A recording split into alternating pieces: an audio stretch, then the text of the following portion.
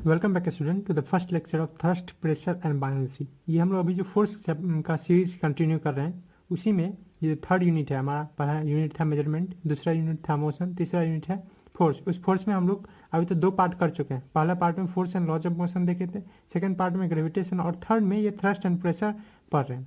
अब यहाँ पे आपको यह अजीब नहीं होना चाहिए कि थ्रस्ट भी जो है ना वो भी फोर्स ही है। हम लोग धीरे धीरे देखेंगे थ्रस्ट भी फोर्स ही है। इसको पढ़ने से क्या फ़ायदा है हमको? आपके अगर मन में ये आ रहा है कि पढ़े क्यों, तो बहुत ज़्यादा आपका इन्फ्लुएंस है इस चीज़ का, ये टॉपिक का बहुत ज़्यादा इन्फ्लुएंस है आपके डेली लाइफ में। ठीक है, कैसे?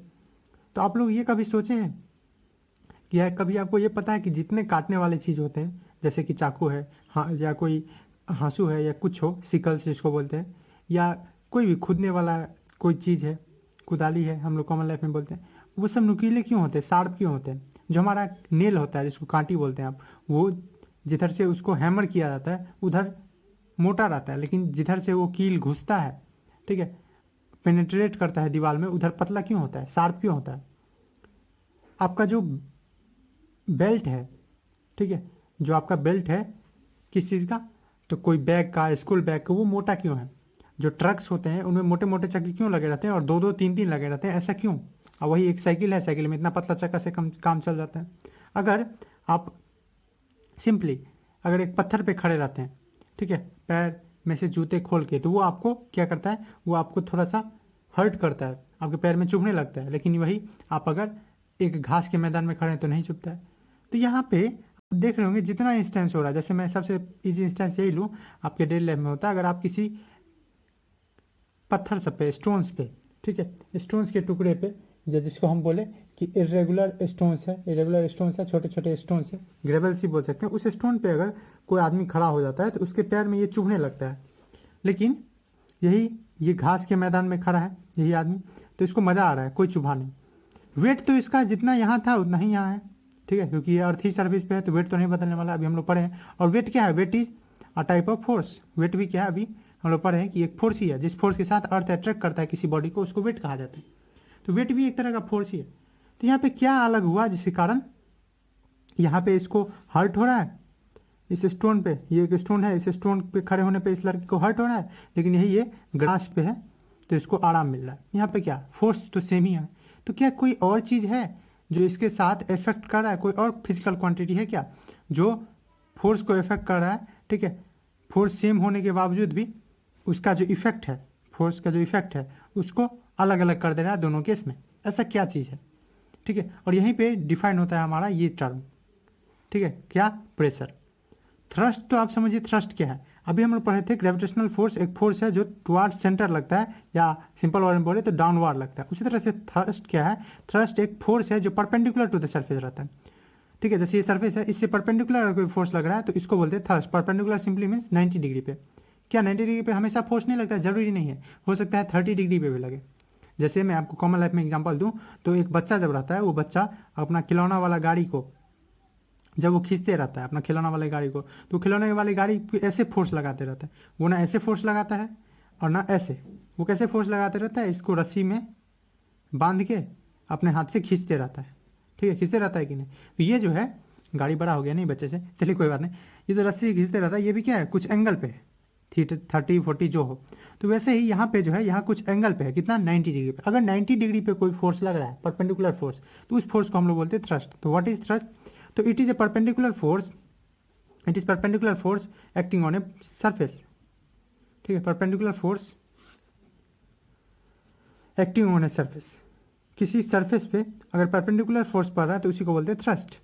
जैसे यहाँ पे हमारा वेट जो है वो भी अगर इस कंकर पे पड़ रहा है तो वो थ्रस्ट था। अब देखिए, ये थ्रस्ट का इफेक्ट या फोर्स का इफेक्ट जो है, ये दोनों सेम नहीं है इस दोनों केस में, ठीक है। यहाँ पे इस दोनों केस में फोर्स इज सेम, फोर्स तो सेम है जो उसका वेट है, ठीक है। जो फोर्स किसके बराबर है? Weight of the boy, boy के वेट के बराबर। But its effect is not same, इसका इफेक्ट जो है वो सेम नहीं है। आप अगर खड़े होते हैं किसी खटिया पे, खटिया तो आप समझते होंगे, एक चौकी जैसा ही होता है जिसमें कपड़े के या रस्सियाँ बंधी रहती है, तो उसमें अगर आप खड़े होते हैं तो वो ज़्यादा देर तक धंस जाता है, लेकिन वही आप सोते हैं तो वो थोड़ा कम देर तक धंसता है। ऐसा क्यों? ये डेप्थनेस का डिफरेंस क्यों? ठीक है, तो यहाँ पे भी तो आपका सेम वेट था। तो यहाँ एक कंसेप्ट आता है, बहुत ब्यूटीफुल कंसेप्ट, वो है प्रेशर का। प्रेशर जो है वो दो चीज़ से इफेक्ट हो रहा है, एक तो फोर्स से भी, क्योंकि अगर यही एक पतला आदमी है, एक छोटा आदमी को ला दिया जाए तो उतना वो उसको हर्ट नहीं होगा। तो ये जो प्रेशर है एक नया क्वांटिटी, ये फोर्स पे भी डिपेंड करता है और एरिया पे भी। ये जो अभी हम बता रहे हैं तो ऐसा नहीं कि वो जो नया क्वांटिटी हम लोग अभी बात कर रहे हैं वो सिर्फ और सिर्फ फोर्स पे और थ्रस्ट पे डिपेंड करता है, नहीं, उसके साथ साथ वो एक और चीज़ पे डिपेंड करता है जो कि है एरिया, जो आप सिंपल ऑब्जर्वेशन से देख सकते हैं। तो यहाँ से एक चीज़ हम लोग ले सकते हैं, ये जो नया क्वांटिटी बनने वाला है उसका नाम है प्रेशर, जो फोर्स और एरिया के इफेक्ट को कंबाइन कर देता है। तो pressure depends on two thing, किस पे, दो चीज़ पे, ठीक है। वो दो चीज़ क्या है, तो फर्स्ट चीज़ है उसमें फोर्स, जिसको यहाँ पे हम लोग बोल सकते हैं थ्रस्ट, और सेकेंड चीज़ क्या है, सेकेंड चीज़ है एरिया। अब आपको सब कुछ का जवाब मिलेगा, जो सब मैंने पहले जब क्लास शुरू किया था, लेक्चर शुरू किया था, तब जितने मैंने क्वेश्चंस बोलते सबका जवाब आपको धीरे धीरे मिल जाएगा। दूसरी चीज़ है एरिया। अब बात यह है कि कैसे इफेक्ट है, मतलब ये फोर्स पे और एरिया से कैसा इसका रिलेशन है, जैसे डायरेक्ट रिलेशन हो, इन्वर्स रिलेशन हो, मतलब फोर्स के बढ़ने से प्रेशर बढ़े या एरिया के बढ़ने से बढ़े, कैसा रिलेशन है उसके बारे में बात करें। उसके बारे में बात करने से पहले हम आपको फिर से एक बार खटिया वाला एग्जाम्पल आपको दे देते हैं। ये अगर एक खटिया है तो इस खटिया पे, इस खटिया से आप समझ जाएंगे, ये खटिया जिसे चारपाई भी बोल सकते हैं, इस पे क्या लगा रहता है, रस्सियाँ लगी रहती है, ठीक है, जो थ्रेड है या रोप है वो लगी रहती है। इस पर अगर कोई आदमी खड़ा होता है ना, ये आदमी अगर खड़ा हुआ है इस पर, ठीक है, कोई भी आदमी अगर खड़ा हुआ है तो इसका जो डेप्थनेस है, धंसने का जो डेप्थनेस है, गहराई जो है वो ज़्यादा हो जाता है। और वही आदमी अगर सो जाता है, ये आदमी अगर सोया हुआ है यहाँ पे, तो ये जो डेप्थनेस है वो कम हो जाता है। फोर्स तो उतना ही है, तो डिफरेंस किस में आ रहा है, तो एरिया ऑफ कांटेक्ट पे, ठीक है, किस पे आ रहा है, एरिया ऑफ कांटेक्ट। अब देखिए एरिया ऑफ कांटेक्ट अगर ज़्यादा हो रहा है, ठीक है, अब एरिया ऑफ कांटेक्ट किसके बराबर है, तो एरिया ऑफ कांटेक्ट उस बॉडी के एरिया के बराबर है। जैसे हम यहाँ खड़े थे तो एरिया कितना था, तो जितना हमारे फीट का था एरिया उतना ही एरिया ऑफ कांटेक्ट था। यहाँ पे हम सोए हैं तो जितना हमारा शरीर का एरिया है उतना ही एरिया ऑफ कांटेक्ट है। अगर खड़े हैं तो हमारा फीट का जितना एरिया है उतना ही एरिया ऑफ कांटेक्ट है। ओके, यानी एरिया ऑफ कांटेक्ट अगर ज़्यादा था, किस केस में ज़्यादा था, जिस केस में हम सोए हुए थे। तो आप क्या देखिए, जो दबाव है इस पे, दबाव जो था वो कम था, यानी प्रेशर कम था। दबाव, वही दबना जो है उसी को हम प्रेशर बोलते हैं। दबाते हैं कोई चीज़ को तो उसी को प्रेस बोलते हैं ना, कॉमन लाइफ में प्रेस करो, दबाओ। तो वैसे ही चीज़ प्रेस और प्रेशर लगभग सेम है। जैसे और सिंपल एग्जाम्पल दूँ तो आप सेफ्टी पिन का यूज़ करते हुए देखे होंगे। अगर आप अपना अंगूठा इसमें घुसाना चाहे, पेनिट्रेट करना चाहे, ठीक है, इसमें दबाना चाहे, तो क्या ये अंदर जाएगा, नहीं। लेकिन यही मैं एक सेफ्टी पिन घुसाऊँ इसके अंदर, पेनिट्रेट करूं तो वो आराम से चला जाएगा। ऐसा क्यों, अगेन वहाँ पे डिफरेंस किस चीज़ का आ रहा है, एरिया का। फोर्स हम दोनों में सेम दे देते हैं, उंगली में भी और उस कील में भी, उस सेफ्टी पिन में भी। तो डिफरेंस क्या चीज़ का आया, तो एरिया ऑफ कांटेक्ट था। इसका एरिया इससे कांटेक्ट, और जो वो नुकीला चीज़ था जो सेफ्टी पिन था उसका एरिया इससे कांटेक्ट से। तो देखिए जब इन स्टैंडिंग पोजिशन में, जब स्टैंडिंग पोजिशन में खटिया पे था तब, तो स्टैंडिंग पोजिशन में एरिया ऑफ कांटेक्ट क्या था, तो एरिया ऑफ कांटेक्ट जो था वो इक्वल था एरिया ऑफ फिट के, equal to area of 2 feet. और अगर एक पैर पे खड़ा है तो और ज़्यादा धंस जाएगा, ठीक है, क्योंकि वहाँ एक ही फीट होगा, तो एरिया ऑफ 2 फीट। जिसके कारण हुआ क्या, तो मोर डेप्थनेस, ज़्यादा डेप्थनेस हुआ, ठीक है, ज़्यादा दूर तक धंसेगा ये, ज़्यादा गहराई तक। यानी हम लोग बोल सकते हैं मोर प्रेस हुआ, ज़्यादा दबा, यानी मोर प्रेशर है। कब, जब एरिया इसके दोनों पैर के बराबर है। दूसरा केस लेते हैं इन स्लीपिंग पोजीशन, ठीक है, स्लीपिंग पोजीशन का। तो स्लीपिंग पोजीशन में उसका एरिया कितना था, तो area of contact sleeping position में उसके पूरे बॉडी के बराबर था, ठीक है। तो area of contact will be equal to area of his body, वो किसके बराबर होगा, उसके पूरे बॉडी के बराबर। तो उस केस में क्या है, तो उस केस में डेप्थनेस देखा जाएगा कि थोड़ा कम है, तो डेप्थनेस जो है वो लेस होगा, लेसर डेप्थनेस, यानी कम प्रेस, लेसर प्रेस, कम प्रेस हुआ मतलब लेस प्रेशर है, ठीक है। इसका क्या मतलब है कि प्रेशर जो लगा वो लेस है। तो अब मुझे आप बताइए, किसी के भी शरीर का ज़्यादा एरिया होता है या फीट का, तो आप बोलेंगे कि area of body is greater. जो बॉडी है किसी भी चीज़, आदमी का या किसी भी चीज़ का जो बॉडी होता है, पूरा शरीर होता है, वो कभी भी ग्रेटर होगा किससे, एरिया ऑफ फीट से, ठीक है, यही होता है जनरली। मतलब जब एरिया ज़्यादा था, एरिया ऑफ 2 फीट, इस केस में पूरे बॉडी का एरिया ज़्यादा था, तो प्रेशर कितना हुआ, कम, ठीक है। मतलब मोर द एरिया, यहाँ से आपको क्या रिलेशन मिल रहा है, more the area lesser the pressure, come press हुआ। ज़्यादा एरिया था, जैसे शरीर सोया हुआ था तो ज़्यादा एरिया कांटेक्ट में था, तो कम दबा, यानी लेसर द प्रेशर, उतना कम प्रेशर हुआ। और यही लेसर द एरिया मतलब जब खड़ा था तो उसमें तो कम एरिया था, तो लेसर द एरिया मतलब एरिया जितना कम हो तो मोर द प्रेशर। ये आपको किस तरह का रिलेशन लग रहा है? मोर द प्रेशर रिलेशन किस चीज़ का लग रहा है आपको? ये रिलेशन है इन्वर्स का। कम पैसा है, ठीक है, कम मजदूर है, ज़्यादा दिन लगेगा, ठीक है, कोई काम करने में, कोई काम करना है तो उसमें जितना कम मजदूर रहेगा, ठीक है, 10 मजदूर का काम है, 2 ही मजदूर है तो टाइम तो बहुत ज़्यादा लग जाएगा ना, लेकिन वही ज़्यादा मजदूर हो तो कोई काम जल्दी हो जाता है। तो ये कैसा रिलेशन है? इन्वर्स का। तो यानी जो हम बोल सकते हैं कि प्रेशर एंड एरिया, प्रेशर और एरिया जो है वो क्या है? Are inversely proportional, inversely proportional है। और इन्वर्सली प्रोपोर्शनल को हम कैसे लिखते हैं? डिनोमिनेटर में। अगेन डिनोमिनेटर में लिखने का क्या मतलब है, एक बार मैं फिर से समझा देता हूँ। यहाँ से हम लिख सकते हैं pressure inversely proportional to area. इसको देखिए मैं एक बार फिर समझाता हूँ। देखिए मैं फिर से वही एग्जांपल लेता हूँ, 2 बड़ा कि 3 बड़ा? 3 बड़ा, ठीक है, ये बड़ा। अब मैं पूछूँ 1/2 बड़ा कि 1/3 बड़ा, तो आपको 1/2 बोलना चाहिए। क्यों? अगेन क्योंकि इसका मतलब है 0.5 और इसका मतलब है 0.3। कौन बड़ा? 0.5। मतलब कोई चीज़ जो बड़ा होता है वो नीचे जब आता है, फ्रैक्शन में आता है, डिनोमिनेटर में आता है, तो वो छोटा हो जाता है। ये चीज़ आपको समझ के रखना है। मतलब एरिया यहाँ पे अगर बड़ा हो रहा है तो प्रेशर छोटा हो जा रहा है, और वही एरिया छोटा हो जा रहा है तो प्रेशर बड़ा हो जा रहा है। और ये हम लोग जनरल लाइफ में देखते भी हैं, ठीक है, ये चीज़ें समझे। ओके, अब यहाँ पे क्या था? Force constant. अब अगर कोई मोटा आदमी यही इस खटिया पे खड़ा हो जाए तो उस कंडीशन में क्या होगा? तो वो बहुत ज़्यादा धंस जाएगा। क्यों?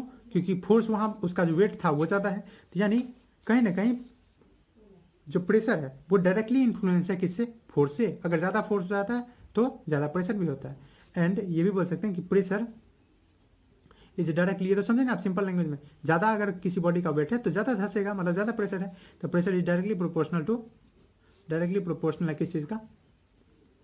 Proportional to force. फोर्स के डायरेक्टली प्रोपोर्शनल है, यानी pressure is directly proportional to force. इसी दोनों को कंबाइन करके अगेन कांस्टेंट हम लोग देंगे, उस कांस्टेंट का वैल्यू 1 रखिए, और प्रेशर जो आएगा वो इस तरह से डिफाइन है क्या? इस दोनों कंबाइन कर देंगे, फोर्स पर यूनिट एरिया। ये अगेन इससे ऐसे हुआ है F/A, और यहाँ पे हम लोग क्या किए? एक कांस्टेंट दिए हैं F/A, जहाँ पे एक ये कांस्टेंट जो है, ये कांस्टेंट का वैल्यू 1 है। तो प्रेशर क्या आ गया? Force by area. तो आपके लिए खुशखबरी है, कांस्टेंट जो इस बार 1 है। बड़ा बड़ा कांस्टेंट जो ग्रेविटेशनल में पढ़े थे 6.67 × 10⁻11 वो नहीं है, ठीक है। तो अब इसको डिफाइन कीजिए, आपके पास फॉर्मूला आ गया, अब डिफाइन कीजिए। तो व्हाट इज प्रेशर? तो प्रेशर को हम डिफाइन कर सकते हैं, प्रेशर इज द फोर्स। जैसे अगर मैं आपको बोलूँ स्पीड जो होता है वो किसके बराबर होता है? Distance by time. तो आप कैसे डिफाइन करते हो? Speed is distance per unit time. तो इसी तरह से प्रेशर कैसे डिफाइन करेंगे? प्रेशर इज फोर्स, ठीक है। और अच्छे से थ्रस्ट, क्या बोलेंगे? थ्रस्ट। तो force acting per unit area, force acting per unit area. या और क्या बोल सकते हैं? फोर्स की जगह हम थ्रस्ट लगा देंगे, क्योंकि अभी थ्रस्ट ज़्यादा यूज होगा। Thrust simply means perpendicular force acting per unit area.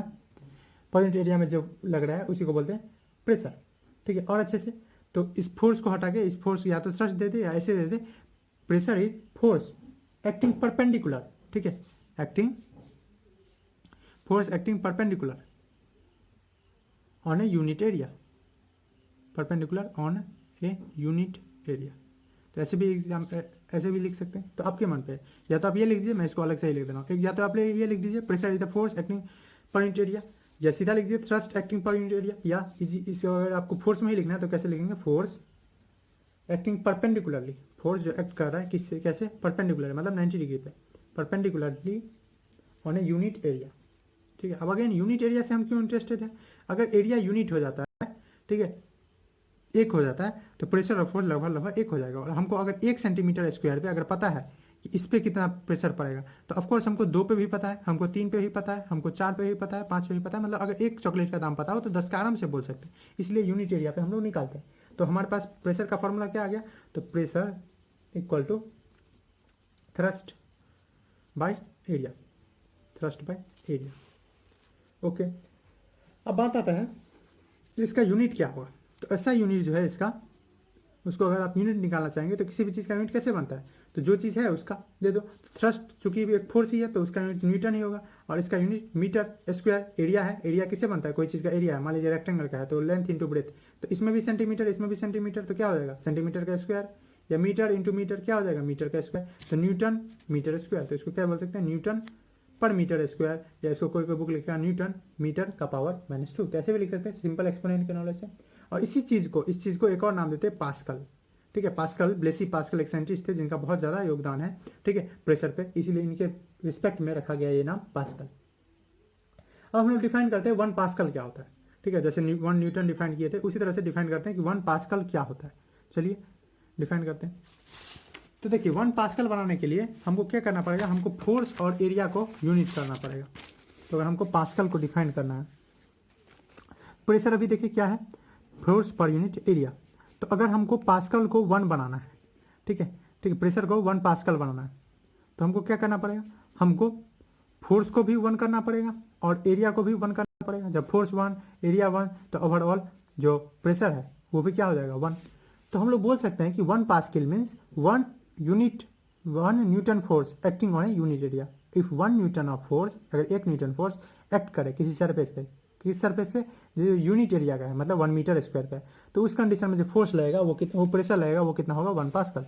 तो 1 pascal pressure means 1 pascal pressure का मतलब होता है, प्रेशर मीन्स 1 न्यूटन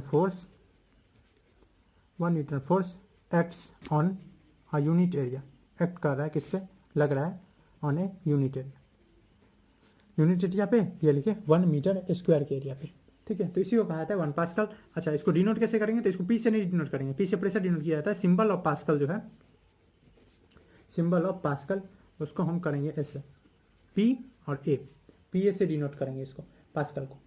जैसे अब मान लीजिए एक क्वेश्चन है, आपको क्वेश्चन में कैलकुलेट करना है, कैलकुलेट प्रेशर कैलकुलेट करना है किस पे, तो अगर 200 newton force, if 200 newton force is apply किया जा रहा है किसी ऑब्जेक्ट पे, on an object of area 2 metre square, area कितना है 2 मीटर स्क्वायर।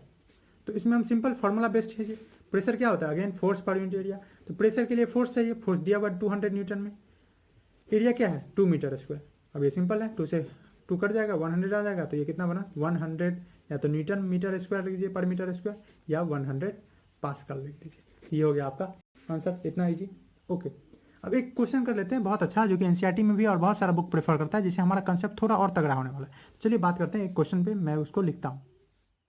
तो ये रहा वो क्वेश्चन, बहुत इंपॉर्टेंट है और ये आपका कंसेप्ट अच्छे से संभाल सकता है, सुधार सकता है अगर आपको प्रेशर में भी दिक्कत है। देखिए बोल रहे एक रेक्टेंगुलर वुडन ब्लॉक है, मतलब एक ब्लॉक है सिंपली रेक्टेंगल का, फिगर दिख रहा है आपको, जिसका मास जो है वो 4 kg है। मतलब हम यहाँ पे पहले डिनोट कर लेंगे मास ऑफ ब्लॉक। जो क्वेश्चन बनाने का यही तरीका, आपको जो इन्फॉर्मेशन मिलता जाए उसको सेपरेट कर लीजिए। 4 kg लेंथ, ब्रेथ और हाइट, ब्लॉक है, वुड का एक बक्सा है, तो इसको आप ईंट के रूप में भी समझ सकते हैं कि ईंट है, एक ईंट है, तो वो बक्सा है तत्काल, बक्सा का लेंथ भी है, ब्रेथ भी है और हाइट भी है। तो लेंथ ऑफ बॉक्स कितना है 50 सेंटीमीटर, ठीक है। अब अगेन इसका क्या जरूरत होगा, तो आपको प्रेशर कैलकुलेट करने देगा, तो उसमें एरिया का जरूरत होता है, और हाइट जो है वो कितना है 10 सेंटीमीटर। यहाँ लेंथ को मैंने एल से, ब्रेथ को बी से और हाइट को एस से दिखाया। अब बोला प्रेशर टेबल के टॉप पे कैलकुलेट कीजिए, मतलब टेबल के टॉप पे अगर वुडन ब्लॉक रखा हुआ, कब, जब ब्लॉक को इसके सरफेस से रखा गया है, जो सरफेस 50 × 25 है, मतलब लेंथ और ब्रेथ वाइज रखा हुआ है, मतलब बक्सा ऐसे रखा हुआ है। और एक कंडीशन ऐसा भी है जिसमें वो बक्सा रखा हुआ है हाइट के तरफ से, मतलब ऐसे रखा हुआ है, तो उस कंडीशन में दोनों में आपको फोर्स कैलकुलेट करना है, सॉरी प्रेशर कैलकुलेट करना है। तो ये फर्स्ट केस का बात कर लेते हैं। तो फर्स्ट केस में जब ब्लॉक को रखा गया है इस तरफ से, तो आपको प्रेशर कैलकुलेट करने के लिए चाहिए फोर्स और एरिया। तो फोर्स तो आप निकालेंगे किससे, मास से, क्योंकि फोर्स जो होता है, फोर्स वो क्या होता है मास इंटू, और यहाँ उस बॉडी का वेट के बराबर फोर्स होगा, तो एक्सेलरेशन। तो ये जो कितना हो जाएगा, मास है 4 kg इंटू एक्सेलरेशन अगर हम 10 ले लें, 10 मीटर पर सेकंड स्क्वायर, तो ये कितना हो जाएगा 4 × 10 40 न्यूटन फोर्स हो गया। अब एरिया निकालना है, तो एरिया इस केस में कैसे निकलेगा, तो एरिया निकालने के लिए हमको लेंथ और ब्रेथ किस तरफ से, इस तरफ का ये लेंथ कितना है 50, ठीक है, तो 50 सेंटीमीटर, इधर का ब्रेथ कितना है 25। तो एरिया ये एक रेक्टेंगल की तरफ है, इसका सरफेस कौन है रेक्टेंगुलर, इसका रेक्टेंगुलर सरफेस है, तो हमको एरिया निकालना पड़ेगा। एरिया तो सिंपली होता है लेंथ इंटू ब्रेथ, क्योंकि रेक्टेंगुलर सरफेस है, बोला ही हुआ है रेक्टेंगुलर वुडन ब्लॉक है, लेंथ इंटू ब्रेथ। लेंथ कितना है यहाँ, लेंथ है 50 सेंटीमीटर, पर 50 को हमको क्या करना पड़ेगा सेंटीमीटर में बदलना पड़ेगा, तो यहीं पर कर लेते हैं 50 × 100 मीटर। इंटू ब्रेथ को कितना करना पड़ेगा, तो हमको 25 है, तो उसको 25 को 100 से करके मीटर में करना पड़ेगा। तो अगेन 15 2 जा 15 4 जा, तो ये कितना आ गया 1/8, जो कितना आ जाएगा 0.125 मीटर स्क्वायर, ठीक है। ये आपको आ गया एरिया। अब आपको क्या चाहिए, नहीं एरिया चाहिए नहीं फोर्स, आपको चाहिए प्रेशर। तो प्रेशर कैसे कैलकुलेट करेंगे, तो प्रेशर आ जाएगा फोर्स पर यूनिट एरिया। तो फोर्स कितना है मेरे पास 40 न्यूटन, 40 को मैं 0.125 से डिवाइड कर दूंगा 100, ठीक है। अगर आप इसको करेंगे 125 135 3 जा हो गया, उसके बाद 125 2 जा हो गया 150 और 0, तो ये आपको कितना आ गया 320 न्यूटन पर मीटर स्क्वायर, या आप इसको बोले 320 पास्कल, क्या बोले 320 पास्कल। तो अगर बक्सा ऐसे रखा हुआ है लेंथ और ब्रेथ के साइड में, तो उसको हम लोग बोल दिए क्या, ये हो गया आपका, इस पे जो प्रेशर लग रहा है ये 320 पास्कल रखा हुआ है। अब अगर देखते हैं कि अगर हाइट वाइज रखा हुआ है तो उस कंडीशन में क्या होगा, हाइट वाइज में पहले अगेन उसका मास वही रहेगा, और यहाँ पे चूंकि एक ही सरफेस पे रखा हुआ है तो उसका एक्सेलरेशन भी नहीं बदलने वाला है, तो फोर्स तो निकला ही हुआ है। हमको क्या करना है, एरिया कैलकुलेट करना है। तो सेकेंड केस के लिए एरिया क्या हो जाएगा, तो उस केस में ये जो ये है इसका मेजरमेंट आपको दिया है 25 सेंटीमीटर, ठीक है, और हाइट जो है 10 सेंटीमीटर है। तो ब्रेथ और हाइट वाइज रखा हुआ है, तो एरिया कितना हो जाएगा 25 इंटू 10, और इसको 100 से डिवाइड भी करना पड़ेगा मीटर में बदलने के लिए, तो ये 10 जा हो जाएगा, 24 4 जा हो जाएगा, तो 1/40 हो जाएगा। तो 1/40 कितना होता है, 1/40 हो जाएगा 0.025 मीटर स्क्वायर। अब आपको क्या निकालना है, प्रेशर। तो प्रेशर अगर किससे निकलता है, फोर्स बाय एरिया। फोर्स आपके पास है ही 40 न्यूटन, क्योंकि फोर्स तो नहीं बदला है, और ये है 0.025, इसको आप रखेंगे तो आपको क्या आ जाएगा 24 1 जा 24 6 5 0 0, ठीक है, पास्कल, इतना आ गया। तो देखिए अगर ऐसे रखा हुआ है तो कितना ज़्यादा प्रेशर हो गया, लगभग 5 टाइम्स 4 पॉइंट समथिंग टाइम्स हो गया, 5 गुना प्रेशर बढ़ गया। कब, जब ये हाइट वाइज रखा हुआ और एक कंडीशन में जब लेंथ ब्रेथ वाइज रखा हुआ है तो ऐसे, और हाइट वाइज रखा है तो कितना ज़्यादा प्रेशर बढ़ गया। तो इसलिए मैंने बोला था कि प्रेशर बहुत ज़्यादा इफेक्ट करता है, प्रेशर बहुत ज़्यादा इफेक्टेड होता है किससे, एरिया से। एरिया अगर ज़्यादा है, देख रहे हैं आप, एरिया किस केस में ज़्यादा है, तो एरिया इस केस में ज़्यादा है ऑफकोर्स 0.125 मीटर पर स्क्वायर, ठीक है, इस केस में ज़्यादा है। तो इस केस में एरिया ज़्यादा है तो यहाँ पे जो प्रेशर है वो कितना कम है, लेकिन वही इस केस में एरिया बहुत कम है, बहुत कम है। तो इस कंडीशन में जो प्रेशर है वो देखिए कितना ज़्यादा है 1600 पास्कल, जो कि लगभग 5 टाइम्स है। तो यही इफेक्ट है किस चीज़ का, एरिया का। अब हम लोग क्या करेंगे, अब एक चीज़ भूल गए हैं, मैं बताना भूल गया हूँ कि प्रेशर क्या है, स्केलर है या वेक्टर है। तो प्रेशर जो है ना वो स्केलर क्वांटिटी है, क्योंकि प्रेशर का कोई पर्टिकुलर डायरेक्शन नहीं होता है, प्रेशर हर एक डायरेक्शन में लगता है किसी भी बॉडी पे। तो प्रेशर एक स्केलर क्वांटिटी है, ये आपको फ्लूइड में अगर नेक्स्ट लेक्चर करेंगे तो उसमें ज़्यादा समझ आएगा। अभी फिलहाल आप लिख लीजिए कि pressure is a scalar quantity, वहीं पे जहाँ यूनिट का बात किया वहीं पे आप लिख लीजिए कि pressure is a scalar quantity.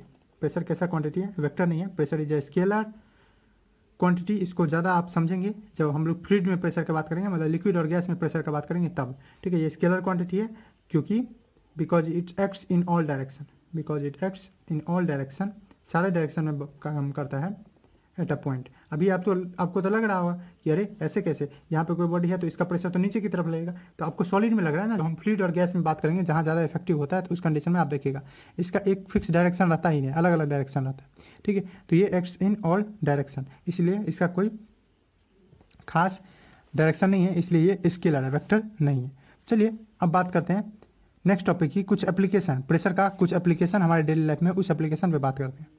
तो इसका पहला एप्लीकेशन हम लोग शुरुआत करते हैं अपने स्कूल के बैग से ही। आपका स्कूल का बैग का जो पीछे वाला जो स्ट्रिप रहता है, जिसको आप बोल सकते हैं कि आपका जो बेल्ट रहता है जो स्कूल बैग का या कोई भी बैग का, वो जो होता है वो मोटा होता है। वो क्यों, तो इसके बारे में बात करते हैं। पहले लिख लेते हैं कि स्कूल बैग्स या कोई भी कैरिंग बैग जो होता है उसका जो स्ट्रिप होता है, ठीक है, जिसको हम पकड़ते हैं, strip carrying bags have wide straps, plural होता है स्ट्रिप का, स्ट्रैप पट्टी जो होता है उसका वो क्या होता है, तो पट्टी मोटा मोटा होता है। इससे क्या फायदा है, अगेन देखिए, अगर पट्टी बहुत पतला रहता है, ठीक है, आपको पकड़ने वाला पट्टी बहुत पतला है, तो एरिया ऑफ कांटेक्ट क्या होगा, एरिया ऑफ कांटेक्ट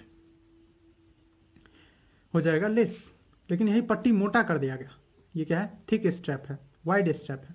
तो वाइड स्ट्रैप का क्या मतलब है कि एरिया जो है वो मोड़ हो गया। अब एरिया मोड़ हो गया तो सेम ही फोर्स लगेगा, फिर भी अगर एरिया मोड़ है तो प्रेशर कितना लगेगा, प्रेशर कम हो जाएगा।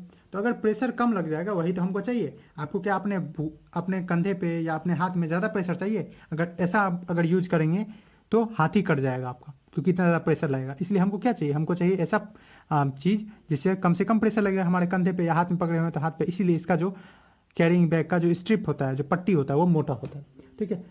तो स्कूल बैग का मोटा कपड़ा का बना रहता है, जिससे क्या हो कि वेट जो है वो ज़्यादा एरिया में पड़े, ठीक है। तो इसको आप लिख सकते हैं कारण में, school bags have wide strap so that, जिससे क्या हो सो दैट इट्स वेट, इसका जो वेट है वो कितने एरिया पे पड़े, ज़्यादा एरिया पे, so that its weight fall on wider area, इसका वेट क्या हो, फॉल ऑन वाइडर एरिया, ज़्यादा दूर तक करे।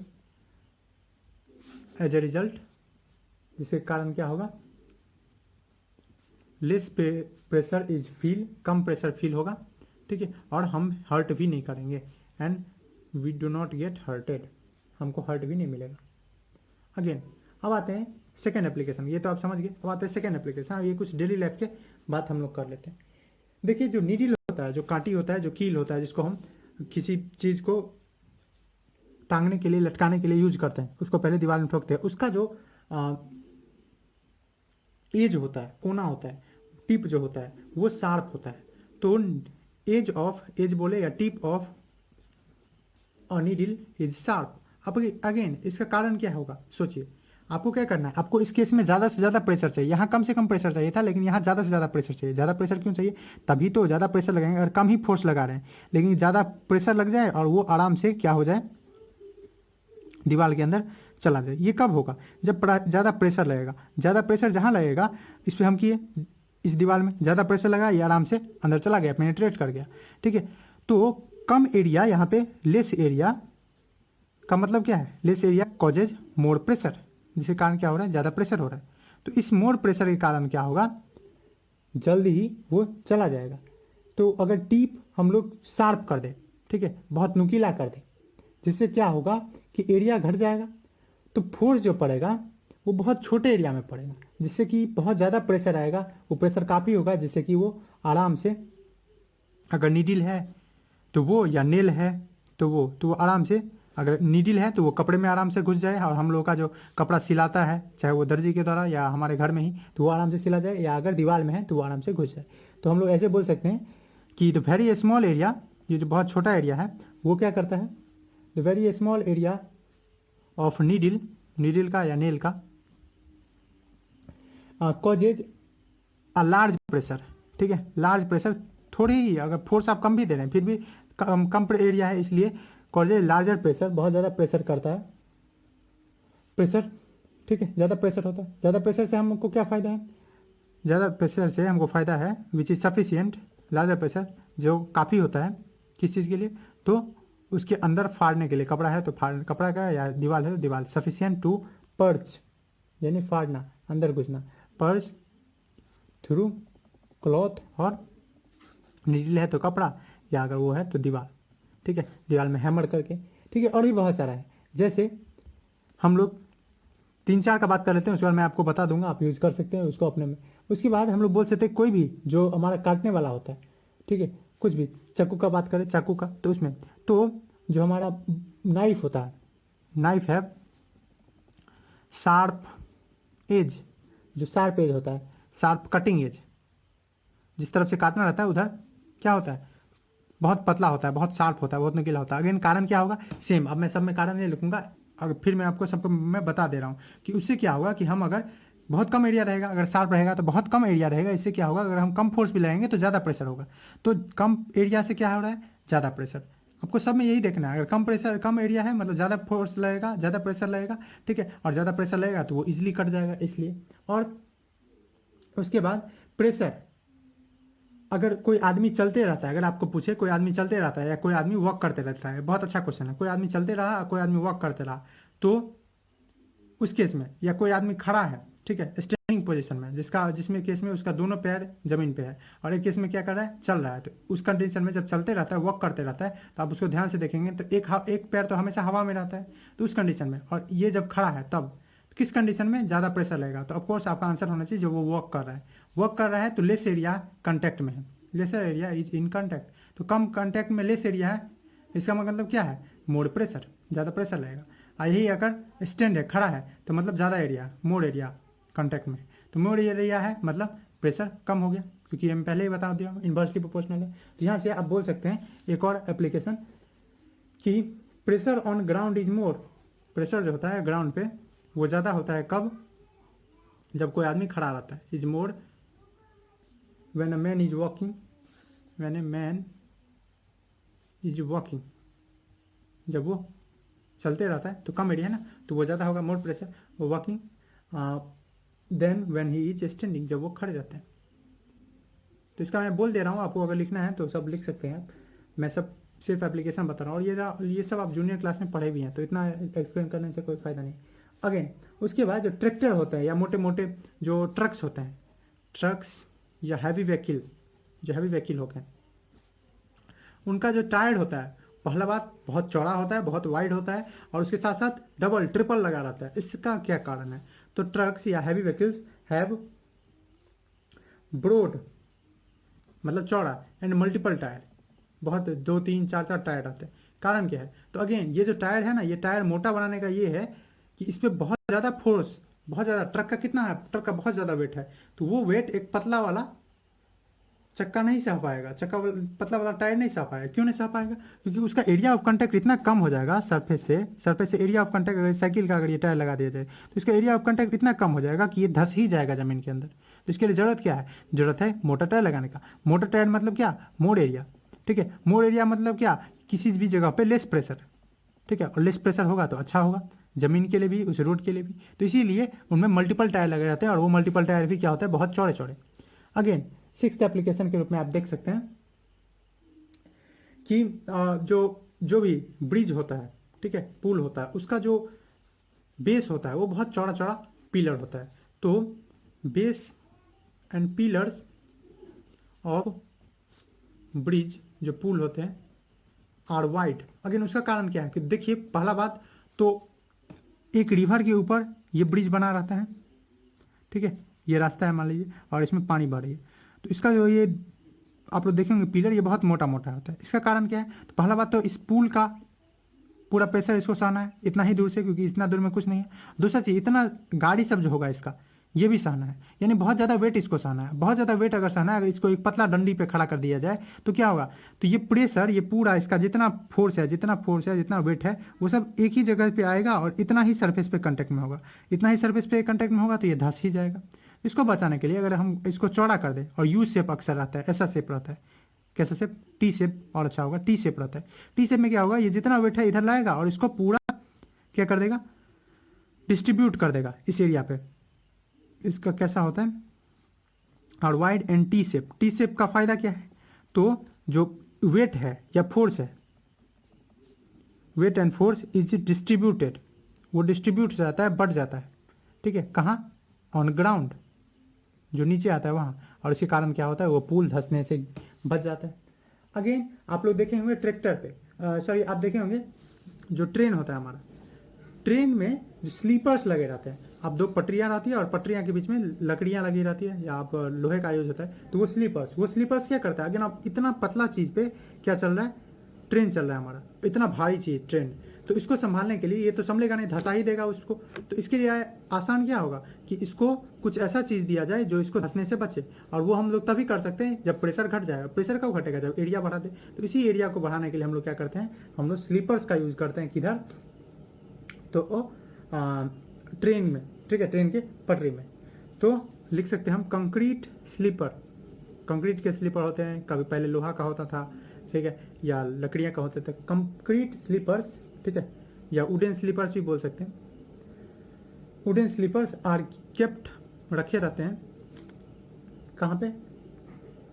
Below railway track, below railway track, railway track के नीचे। ठीक है, जिससे क्या होता है कि वेट ऑफ ट्रेन, इससे फायदा क्या है? तो वेट ऑफ ट्रेन जो है वो डिस्ट्रीब्यूट हो जाता है, इज स्प्रेड या डिस्ट्रीब्यूट हो जाता है, बढ़ जाता है, और लार्जर एरिया। और जहाँ लार्जर एरिया में हुआ, ठीक है, तो लार्जर एरिया से क्या होगा? प्रेशर लेस हो जाएगा। प्रेशर जहाँ कम हुआ तो धंसना उसका बंद हो जाएगा, प्रेशर इज रिड्यूस्ड, घट जाता है। जैसे कि हम सॉफ्ट लैंड पे चलना आसान होता है, इजियर टू वर्क, इसको आप ऐसे बोल सकते हैं, it is easier to work on soft land and if we have a flat shoes. अगर हमारे पास शूज जो रहता है, जूता जो रहता है, वो मोटा मोटा रहता है, ठीक है। अगर पतला पतला यही हमारा क्या हो, हील वाला शू हो, तो उसमें दिक्कत होता है, क्योंकि हील वाला अगर देखेंगे तो उसमें एरिया ऑफ कंटेक्ट जो होता है वो बहुत कम होता है, इसलिए वहाँ दिक्कत होगा। फ्लैट शू में चलने में आसानी होगा, ठीक है। और भी बहुत सारे हैं, जैसे जो हमारा चाकू होता है या कोई भी एक्सेस होते हैं, नेल होते हैं, पिन होते हैं, उसमें कम एरिया रहता है, ठीक है। जितने भी बिल्डिंग बनाए जाते हैं, डैम बनाए जाते हैं, उनका जो बेस है वो बहुत चौड़ा दिया जाता है, ये सब प्रेशर का ही एप्लीकेशन है। तो बहुत सारे एप्लीकेशन है प्रेशर का, ऐसे ही आप पढ़ सकते हैं, कमी नहीं है एप्लीकेशन का, 50 लिख सकते हैं, लेकिन उतना हम लोग को पढ़ के क्या करना है, सिर्फ समझ गए, 10 से 11 तो मैंने बता दिया। तो चलिए इसको ध्यान में रखते हुए मुझे ये वीडियो इसलिए मैंने इतना लंबा बनाया जिससे कि आपको ये लगे कि प्रेशर का हमारी डेली लाइफ में बहुत ज़्यादा इन्फ्लुएंस है। चलिए इसी के साथ ये लेक्चर समाप्त करते हैं। नेक्स्ट लेक्चर में हम लोग बात करेंगे प्रेशर इन फ्लूइड। फ्लूइड में प्रेशर कैसा, फ्लूइड मतलब गैस एंड लिक्विड, ठीक है। तो वहीं से हमको कंसेप्ट आएगा कि देखिए एक आयरन का नेल हम लोग गिरा देते हैं, ठीक है, तो वो आराम से डूब जाता है पानी में, लेकिन वही इतना बड़ा शिप जो आयरन का बना रहता है वो कैसे तैरते रहता है। तो इसके बारे में पढ़ेंगे अगले लेक्चर में या उसके अगले लेक्चर में। तब तक थैंक्स फॉर वॉचिंग।